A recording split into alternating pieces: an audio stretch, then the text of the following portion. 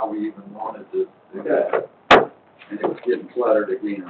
So, Well, and then our enforcement people have told me that they don't enforce it properly because there's too many gray areas, so whatever it takes to clean that up, so that they know what their job is. when we had a meeting, and I think it was a week ago, and I think all that is out the window now. They know we gotta enforce them by the way they are, unless you've heard something else recently. I talked to her today when she stopped by and questioned me about my son. That's for another topic. Well, how did that go? Okay. Okay. We're right up anything you want to write up. Now we'll move to, any items related to the monthly reports or any department heads that have anything for us. Yes, sir, I'd like to speak a moment. Come on up, Gordon. Good, I wanted to talk to you anyway. Uh-oh. I'd like to give a quick update on the Water Development Board project. As you're aware, the Water Development Board loan is broken into 3 phases. Currently, phase 1 is complete. We're still waiting on some final paperwork to issue the final numbers in the retainage there. Phase 2 is almost complete. We just had some minor electronics that we have to hook up at the water tower and some final cleanup as we go over the final inspection. That should be happening within the next 2 weeks. And then they will be able to submit the documents and close that project out. Currently, as we speak, you might have seen it in the paper, we're advertised for bid for phase 3. That's the 12-inch that's going down Yale Street, tying into Baylor down there. So it'll be advertised over the holidays, and then it'll be in front of you on the January 8th council meeting, I believe, if the engineer has time enough to approve the bids as he looks at them right now. On the sewer contract, the 2 phases are complete. We are this week working to submit for the 3rd and final project to spend the last remaining funds. I believe it's a little over $400,000 that's left in there. And so we're prioritizing, and we're doing some TV cameraing, prioritizing what really needs to be done with the money that we have left in a priority scenario on that. So we'll be submitting that to the engineer, hopefully get it designed in January and out for bid in January. And that's where we're at with that. Is there any streets that are done? There's not going to be no more water, no more sewer. Yes, sir. There are streets that are done. Yes. Should we be submitting that to get Tarrant County to repay them? Yes, Mr. Gregory asked me for this workshop to basically look at some of our thoroughfares, for instance, Yale Street, Roberts Cutoff, and a few other, Merritt. We're done. Yes, sir. Yeah, and to kind of bring forth some numbers there and to where we can look at it. We are currently right now submitting to Tarrant County this month, and we'll have some numbers in January. I believe the school wants to assist us with Ohio Garden and Merritt by the school over here. And then we have the remaining on Bird Street, the 1 block of Bird, and then the 1 block of Alameda. I mean, not Alameda, but the 1 block of Woodlawn that we have the new curbs in. We're ready for that. Good. What's the nature of the tools the students? They're gonna pay 50% of whatever it takes. We'll pay half, they pay half. They already budgeted that. Settlement road money. Assistance? The Pennsylvania Independent School District. School, okay. And it's the roads around the school. So, we'd like to take this opportunity to thank Marvin and also my staff while I was out for 3 weeks. The projects kept coming in and nothing stopped. It worked like a well-oiled machine.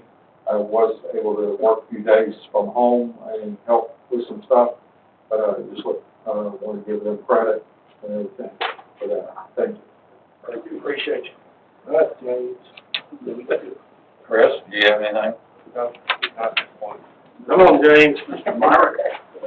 You gonna wait and debunk his? said, not at this point, you're gonna come back and correct him when he's done? He reserves the right, I guess, to say anything. Yeah. He's the one with the gun, yes, he does that. I've got a few things just kind of update you on. Some of you may know it, some of you may not. As of 10 a.m. this morning, there's only 19 ICU beds that are available, and I'm sure that's gone down since that time frame. Tarrant County. That's correct, and the hospitals.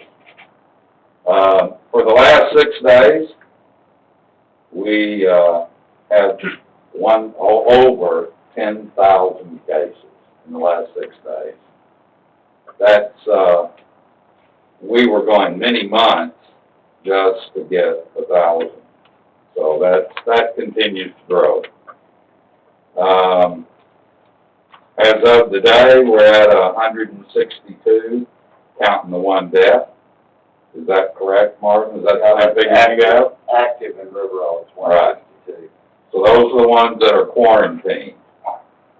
Tarrant County Public Health and the State of Texas Public Health claims that this number by Christmas will be to 200 and possibly higher, as much as could be 250. So we'll wait and see about that. We're working, of course, ever since the 1st of March, we're working 7 days a week on the item, so there's no time lag. You gotta be available to talk with them and make sure everything's going on and comparing notes. You probably hear a lot in the news about warp speed. That's where they're going to be going out and doing syringes, stuff like that. That's moving along well. They'll be putting out a lot of videos, putting out a lot of stuff on the radio to kind of educate and give the people knowledge on what to do. One of the things that we in the emergency management business has always kept hearing on this lately is, that the doctors and the nurses are the front line. Well, that's really not true. Who's really on the front lines of all of our citizens, not only here, but Dallas, El Paso, Houston, whatever, that's the true front line. The doctors and the nurses are our last line of defense. Without them, we're dead in the water. That's why they're last line. And is that something that the M's came up with? No. The doctors and the nurses came up with that. So you take it for what you want. Things are moving well with the 2 vaccines that are available. There's another one coming on called Jensen. And the difference between Jensen and the others is you only take one pill. You only get 1 shot. And that's a lot better than coming in doing, you get a shot, 21 days, you got to come back on that day, not a day before, not a day off after, but on that day to get another vaccination. What's the storage on that, Jensen? That it's brand new. It's just coming out. Because So there's the Pfizer was 74 degrees below zero. and 90. Yeah. But that's working out good. Yeah, I've heard that's better. Yeah, that's done with, they track all of those things, and when the temperature drops above, in this case, moves up above, it sets off alarm, sends up a signal if there's a problem. So there's, But that sounds like a future capacity problem too. oh yeah, How well much there's, capacity they have to keep something that yeah, frozen? That's not just a freezer you throw it in. right, it is. So, but anyway, so Jensen's one way to look at it. So Madura is a 2-shot deal too? Yes, 28 days, Yeah, but see, it's gotta be kept at freeze, also, but not 74 degrees. right. When they roll these out, will they be rolling all the different ones to different locations, or they all going to the same? No, they'll be